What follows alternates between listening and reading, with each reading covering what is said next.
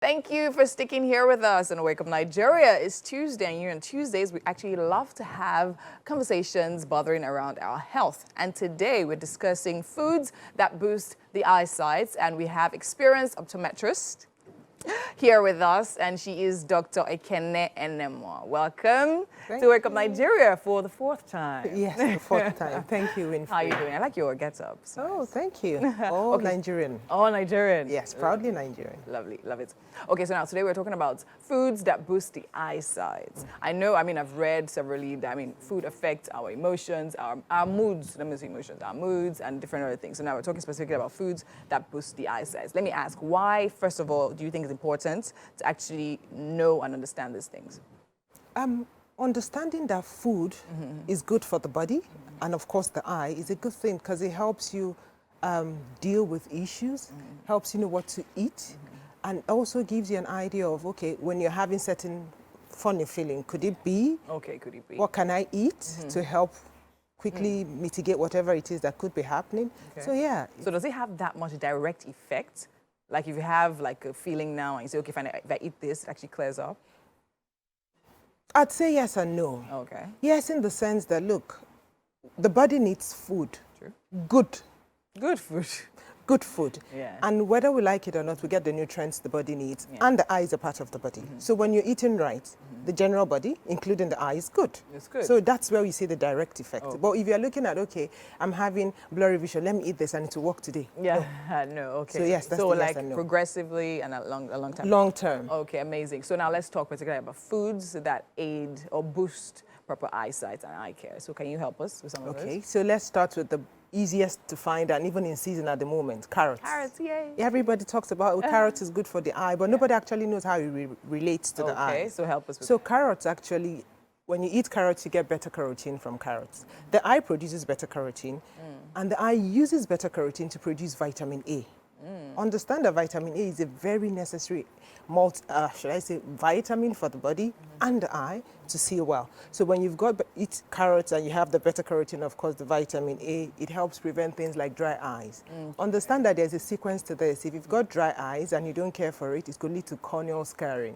Corneal scarring, not cared for, will lead to night vision. Wow. Not cared for could lead to vision loss.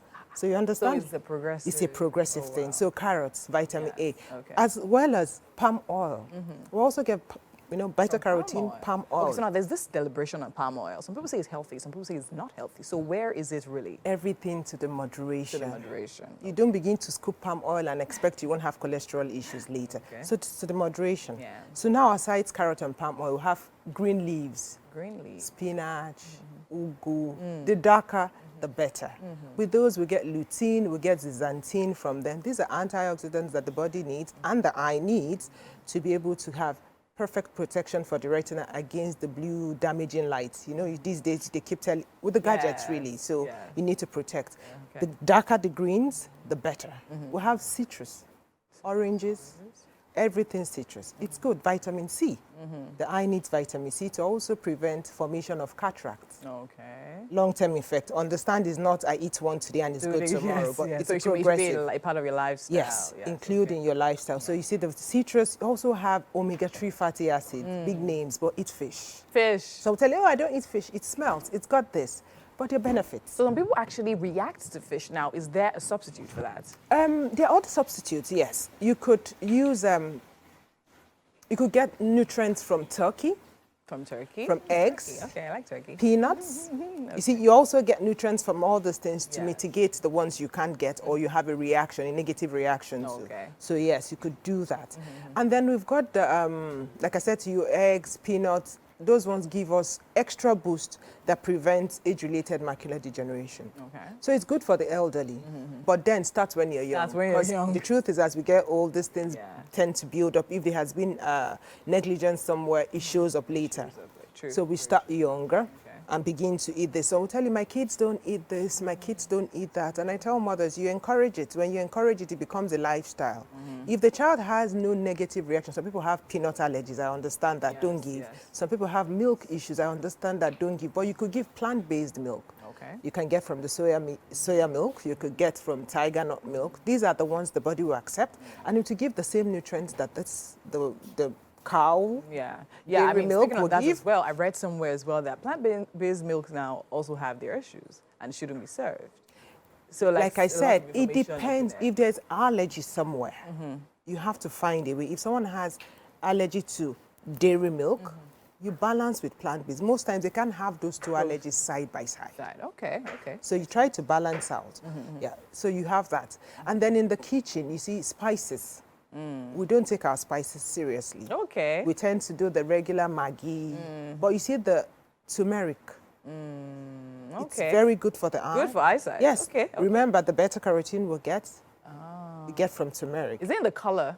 The color, yes, actually. It gives it away, yes, right? it does. So turmeric is good for the eye. Ginger is good for the eyes. The spices are found everywhere, but well, with innovations and quick cooking, we tend to just quickly pick up things we can find around. Yes, the normal carbohydrates, the normal. Which are they? Rice, rice. beans. See, eating in moderation. You see, Yes. sometimes I'm slow to talk about the rice and the beans and the yams because that's our staple meal and we eat a lot of it. Yes, Look, let's just keep going. But everything in moderation. Yes. So everything we eat, we're eating well in the right moderation, in the right combination. Gives us those micronutrients we need, and the eye in turn needs to perform properly. Remember I had told you that vitamin C helps prevent formation of cataract. Yes. Where do we get vitamin C? The known place. Oh, oranges. Oranges, yes. So yes, it's a build-up of all of these things that tends to lead towards, okay, am I getting the right nutrient to the eye to help you see? Sometimes people who could even have blurry vision today and they take antioxidant or multivitamin tablets, and the next morning they know, oh, okay, it's slightly clearer. It's better. Okay. Because the body is shutting a bit of the nutrients. And when you take those multivitamins, and there are specific multivitamins that are made for the eye. Because sometimes we might not be able to eat everything. So yes, there are certain antioxidants, we'll call them, that give you all the nourishments the eye needs to perform properly. Okay, so you advise that even alongside our daily food, you actually have supplements as well. Of course. Okay, sounds amazing. So now let me ask this, because to be very honest, considering how important the eyesight is, I don't think the eyes are actually taken enough care of. Because I might say, today I might wake up, I have itchy eyes. I'm like, okay, it's itchy eyes, it will go away. Then also talking about makeup and talking about all of that. So can you help us, give us a guide on how we can take proper care of the eye alongside eating all these nutrients? Pay attention to the eyes. Okay. Most, like you give a typical example, is a normal thing you hear. Oh, I had this issue, started 3 days ago. And you're asking the person, what did you do? Okay, I thought it would go away. Oh, it did go? 24 hours after, it didn't go away, but you still think it will go away. So pay attention. The eye reacts when there's something going on. So how do you take care of your eyes? Make sure in the mornings when you wake up, look at your eyes in the mirror. Be sure you don't have discharges that are unusual. Okay, so what are usual discharges and unusual discharges? It's normal that when you sleep, the eye tries to wash out debris. Okay. It's self-cleaning to an extent. So you could wake up with tiny specks around the eye, tiny. But when you wake up in the morning and you see that the specks are becoming mucoid, or is getting, your eyelids are crusty, opening it is difficult. It's difficult. Tells you something is going on. It's not normal. Okay. I thought it's just excess tiredness. No. How can it be excess tiredness? Obviously, something got in and the eye was trying to clean out more than it should. And for we women, we use our eye makeup, which makes us pretty. Remember to take it off before bedtime. They have chemicals and little things that over time could cause even stains to the cornea and to the conjunctiva, excuse me. So some will tell you, oh, I used to have very white eyes. Now when I look at my eyes, they're not as white as they used to be. And we use the kajals. We use the eye pencils. Yes, and they're dark. The it could stain the eye. Really? So that's why it's important when you finish at the end of the day, take time to remove those things with use the right makeup remover. Okay. Remove them so that you don't have it left over in the eye that could stain, because it's a build-up of everything. This year you're good. 2-3 years down the line, you notice your eyes are not as good as they used to be. So yes, you care for the eye that way as well.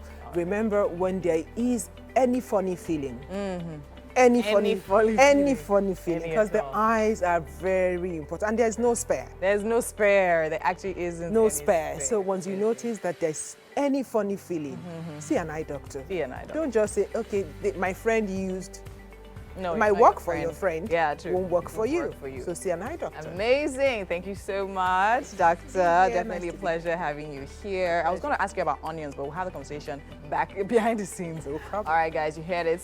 Any funny feeling, see an eye doctor.